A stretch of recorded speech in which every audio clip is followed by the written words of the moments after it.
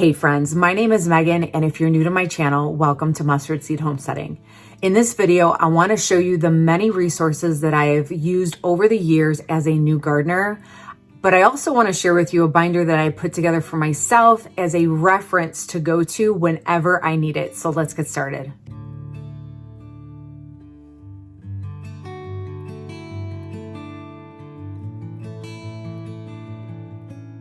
Now, before I start to show you all of my resources and the books that I have and then my binder, I want to chat a little bit about gardening resources. There is a plethora of information out there. I know when I started gardening, I felt really overwhelmed. There's just so many books, there's so many online courses, there's so many online websites, and it's kind of like, where do you start?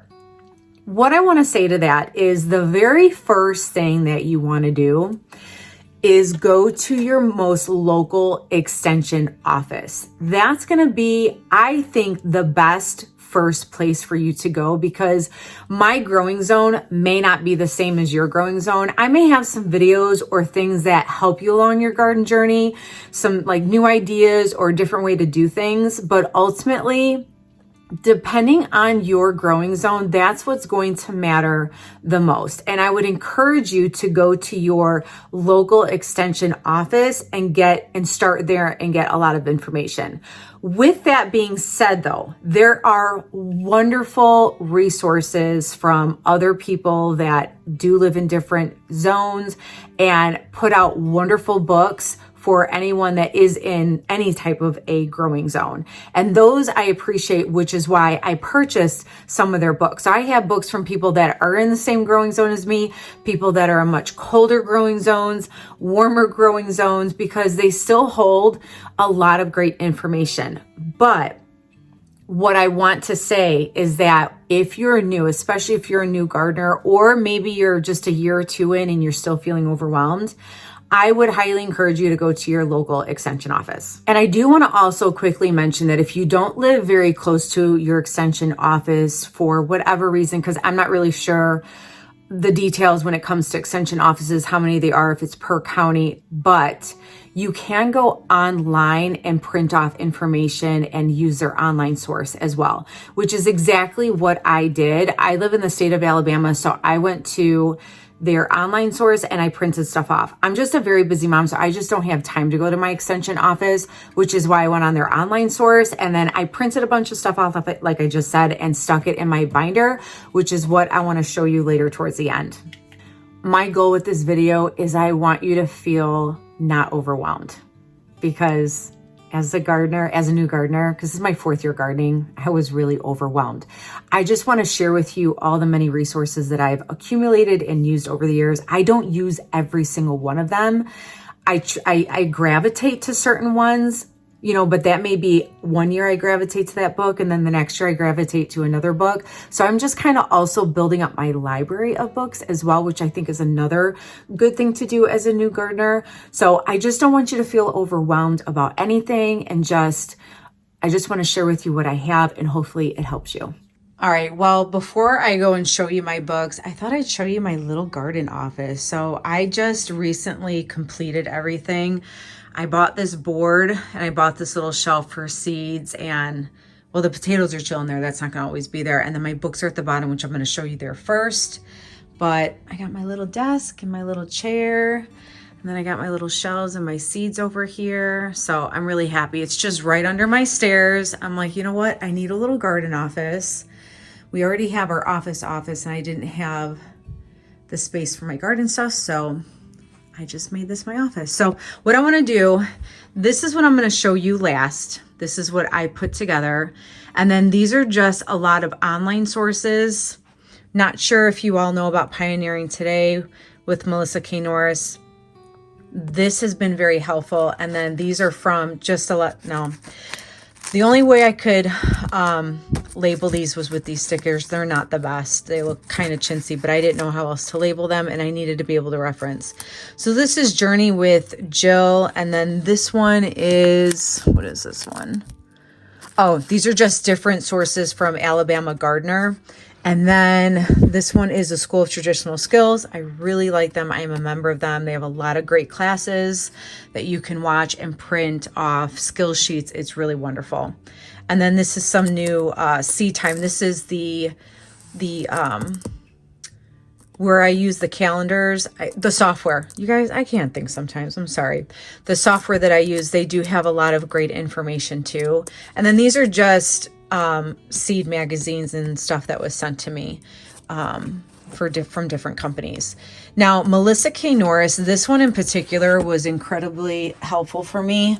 I had purchased one class of hers, I believe, and she just really goes into great detail. Now, I, as you can see, I'm super organized, but I put tabs so that I'm able to just go to exactly what I need to. And so she just breaks everything down in this one class that she does. And I purchased it so I can reference to it. But this one I remember was very helpful. It's just been a little while because when I first started, I was trying to educate myself as much as possible. But she has, you know, organic soil amendments. She goes through all the many different nutrients. And she has, you know, plants, I'm not going to go through every single one of them, but it's very helpful. Now, I'm not going to go through the whole binder, as I said, but I am going to pick out one part that really helped me, which is why I purchased her course and I printed everything and labeled them, was the fertilizing. In the very beginning, I was really confused about the NPK. And so this really helped me. And now because I put this binder together, I have something quick to reference to if I ever need to. And these binders up here are not reference binders. These carry all of my seed packets. I've shared this in my seed organization video, which I will have that in the description below, but these are just strictly for seeds. And then this little cute shelving unit has all of my books down here, and then it holds my seeds. And then these are actually some garden journals that I purchased. Now I haven't used them because I gravitated to this system. When I found the pages or the PDF from GREENSTALK, I gravitated to that. So I've been using that. But this one is from M.I. Gardner, and I really do like this. I just have not used this yet. And then the next one, I want to say was from, it's the GREENSTALK. So the GREENSTALK journal is the same as the PDF file. So you can print these, or some people prefer to have a journal, and you can buy it as a journal and you can write in here. I just felt like instead of keeping these every year to be able to reference and journal in, because this is pretty bulky, that I could just print off as many sheets as I wanted to and then staple the packet per season so that I can reference back to how certain vegetables did, what I liked and what I didn't, because I easily forget. And this book right here, I have 2 copies of it.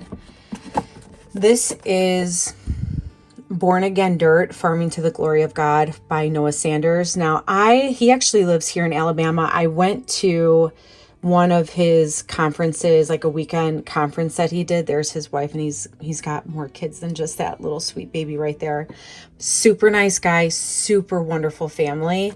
I haven't had a chance to read this book, but I did have the chance to go to his farm and see up close and personal how he grows his food and how his garden is. And he did a composting class for School of Traditional Skills as well, which I still need to watch that.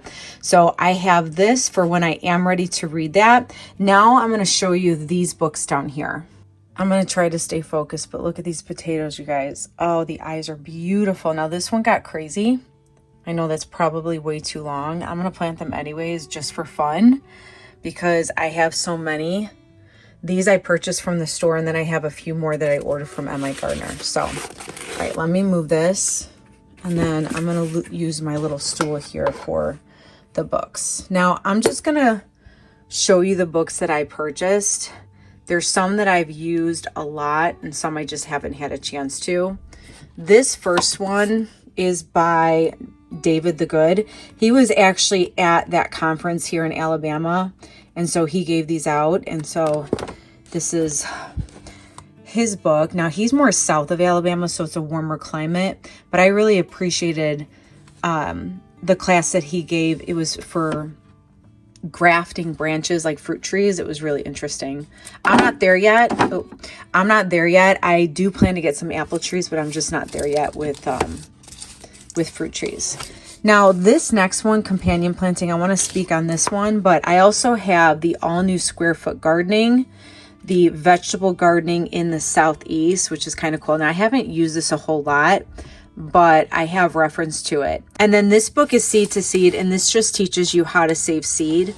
And then these next two, the Family Garden Planner by Melissa K. Norris, these pretty much go together, and it just helps you to know how many plants you would need to grow to feed your family. Then we have the Tiny But Mighty Farm. We have the Autopilot Garden, and then we have the Urban Gardening, and then we have, let's see, the Modern Homestead Garden. And then we have the Raised Bed Gardening by Callie Kim. And then she also came out with another one, the Organic Gardening for Everyone. She has a really great backyard garden in California. And then also growing vegetables. So this one and this one is by Jess from Roots and Refuge. I really enjoy watching her a lot. And I referenced to this book a lot when it came to pest control. It was very, very helpful. And this one is more for the homestead, although they do have some gardens, some garden material in here. And then this newest one, I haven't read yet because I want to focus more on soil health. But this is the Living Soil Handbook by Jessie Frost. And so I have not read this yet. I can't speak on it, but I'm really looking forward to digging into this and reading up on it. And this one has been really helpful. I've actually taken this out into the garden. This is by Brian Lowell. He's also on YouTube. And I've used this a lot for companion because just like I want to learn more about soil health, I really want to get better at companion planting, because if there's anything that bugs me about the garden, it's the pest issue.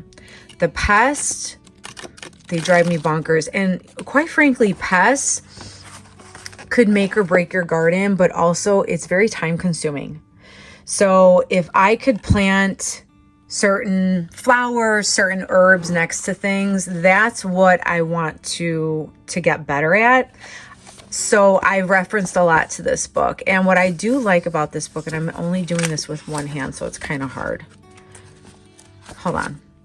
All right, I'm going to show you the spots that I went to the most that was very helpful. So this one is the using trap crops to control pests. And then the next tab I had just your common garden pests, because I was still trying to understand which pests, what they looked like. And then this one is the how companion planting can help prevent disease. Now, the very back part of this has a vegetable reference section. And this one is what I used quite a bit. And all it is it goes in alphabetical order, and artichoke, asparagus, and it'll list the plants that do well with it, that you can plant next to it, companions, growing and harvesting, starting and planting. This is what I really gravitated to and I liked a lot, because I would take this out to the garden and I would have some of these planted, like cosmos or dills or marigolds. I'd go out there and plant my green beans, and I'm like, okay, let me go grab some dill, let me go grab some marigolds and plant it right next to the beans. And that's how I did it a lot during, the summertime and the springtime. And so this was just very helpful. And this other book that I want to mention is the Square Foot Gardening Guide to Vegetables. Chapter 12 to me was one of the parts of this book that I referenced to a lot. What they did, just like with Brian's book, is they went in alphabetical order and they listed a lot of information per vegetable, per fruit. And so, for instance, with beans, I was looking at how much I could grow per square foot, because I do a lot of square foot gardening. And so this was very helpful for me. And I even took this out into the garden with Brian's book and used both of them. And I used an app or two on my phone. So this is one of the books that I really enjoyed, and it helped me in the very beginning of my gardening journey. Well, friends, how are we doing so far? I wanted to show you all of my books that I had because I think it's important to have some resources as a new gardener. I know for me, when I first started, it was tremendously helpful, and they still are. Another thing I wanted to share too is just having some experience in the garden has been, at least for me, a wonderful teacher. But what I want to do now is I want to show you the binder that I put together of the resources that I pulled from some websites that I found to be helpful for me. Now, you may find other resources beneficial for you, but I would encourage you to put a binder of anything that you find to be very helpful, put it all in one spot, and then either tab it or organize it however it works for you. I found it to be very helpful, which is why I want to share it with you all. So let me show you. Okay, so it's kind of hard to show everything really up close, but I tabbed a lot of this binder. But before I come over here, I had put a few pieces on the side in the pocket area that I found to be very helpful. One of them being, because again, I do a lot of square foot gardening. Now, I found this on the My Frugal Home, and I just printed this off, and I'll use this as a reference also. And so things like this, I'll print them off, and then I'll stick this in my, it's almost like, I don't want to call it a scrapbook, but you know what I mean? It's just where I put all of my information. And I also had printed off this, where it shows you what vegetables do good with square foot gardening. For instance, the yellow is 1 per square, the green is 4. So I printed this off. Now, I will say, as a side note for square foot gardening, I noticed that certain, like the book that I showed you this, sometimes they put different numbers for vegetables that you can square foot garden. So again, this is where I say experience is the best, because even though I'm just using this as an example.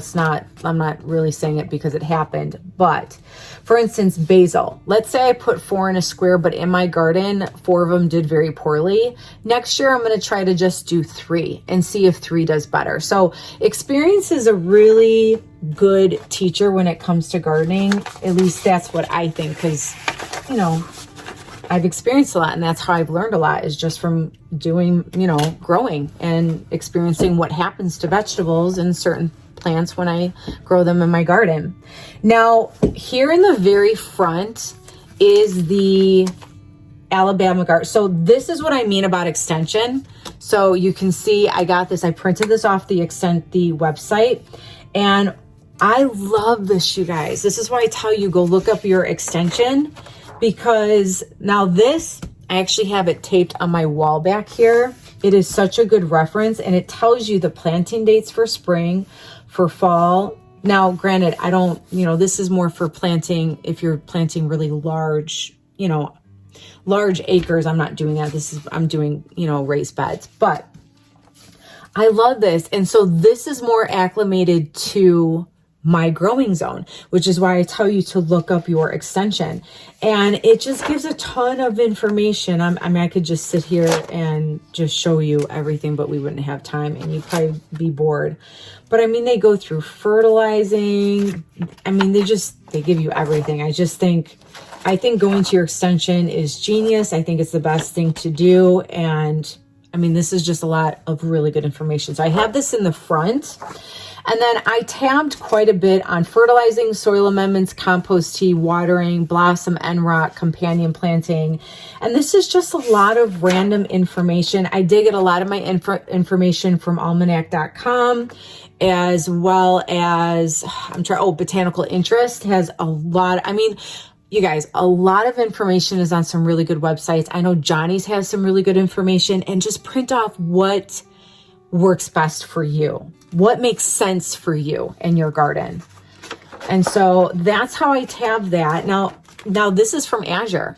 And if you've watched my Azure hauls, they're flyers. that they put in your order. Sometimes they'll have, it's just a plethora of information, and sometimes they'll have stuff like this. And so I tore this out. This is a quick little companion planting guide, and I may just take this out into the garden with me, which is why I have it in a plastic sheet protector, but it's also because it's a thinner paper. And so I just stuck that in here. And then here's where I tabbed it from A to Z. Now, obviously all of them are not used, you know, as far as vegetables is not going to be in every alphabetical letter, but I still put it there anyways, just in case. But what I did was I'm going to go to, let's just go to B. Okay, blueberries. Now this information I got from almanac.com. And so I printed off everything that I would need to know about growing blueberries. Now the reason I did this is because let's say I had some issues with my blueberry plant, okay? Let's say I'm doing something wrong, or I got a bad soil, or whatever the case may be. I could come to this and I could reference to the information on how to grow, plant, anything blueberries. It's right here. And that's what has worked best for me. Now, this may not work for you, and that's okay. That's why I'm sharing it, because what you see here might strike up an idea for you, and you may completely organize it differently.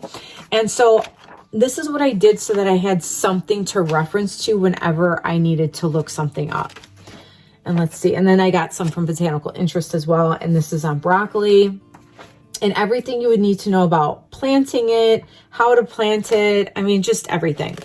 So I went all the way from A to Z. Now, obviously, for instance, there's nothing for E, but I may add to this. Now, it is a pretty thick binder already. That's why I've got I think this is a 2-inch ring, if I remember, and it's a quick release. And I just got some 5-star tabs. So I homeschool, so I had a lot of extra tabs. I'm like, well, let me put these to use. And so this is just what makes sense for me and what has helped me, and which is why I want to share with you. This is ginger, and I could go on and on and on. So that's pretty much what this whole binder is in alphabetical order. I can look up each flower, vegetable. Now, I may down the road, I might do a separate binder for flowers and a separate one for vegetables. I don't grow a ton of flowers yet, so I haven't felt the need to do that, but I may do that. And then, as I shared in the very beginning of this binder, this is like my go-to quick reference for, as I said, fertilizing, soil, compost, and then my extension information from the extension website. So this is the binder. I hope it's been helpful, because I know for me, this is what has helped me, and I wanted to share it with you all. Now, with it all being said, here's the encouraging Megan coming out, because I do love so much to encourage those that watch me, because I personally have started gardening all this stuff 4 years ago. Prior to that, I gardened 1 year in the state of Illinois, which is where I'm originally from. But I have fallen in love with gardening so much that me not gardening is just not an option, because I like it too much. But I've had a lot of failures, but I've also had a lot of successes. And my goal is to ultimately always encourage and share my journey with you all. And so, as I've said, I hope that everything I shared here in my little garden office was helpful, because I think if you can put something together for you as a resource to go to, I do think it is very helpful as a new gardener, as a continuing gardener, and really just forever, quite frankly, because there's so many new things, so much information that has come out that has been helpful for gardeners. And so I think it's really important to have some sort of either a binder or even some books together for yourself so that you can go to. I appreciate you all stopping by, and I always look forward to seeing you guys next time. And I want you to always remember this and never forget, be encouraged, stay encouraged. And I want you to always stay inspired. And I'll see you all next time. Bye.